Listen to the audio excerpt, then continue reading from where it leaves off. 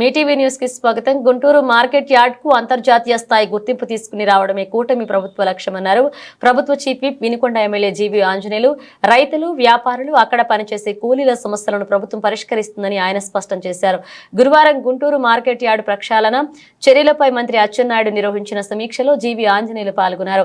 ఎమ్మెల్యేలు Galla Madhavi, Mohammed Nazir, Burla Ramanjaneyulu, joint collector Bhargav, వ్యాపారులు సమీక్ష సమావేశానికి హాజరయ్యారు.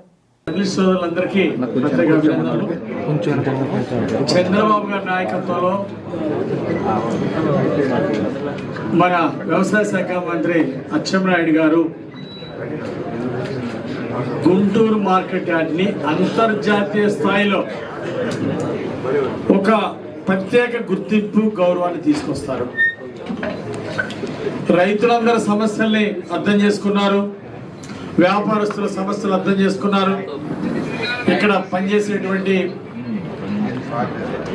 కూలీలు, వేజ్ వర్కర్స్ యొక్క సమస్యలు అర్థం చేసుకున్నారు. తప్పనిసరిగా అందరి సమస్యల్ని ప్రభుత్వం పరిష్కరిస్తారు. మంత్రి అచ్చెన్నాయుడు గారు కొన్ని మంచి నిర్ణయాలు తీసుకోబోతున్నారు. దాని ద్వారా భవిష్యత్తులో రైతుకి మంచి గిట్టుబాటు ధర ఇవ్వడం, పల్నాడు నుండి కూడా మిర్చి బాగా పండి ఈ మార్కెట్కి వస్తుంది.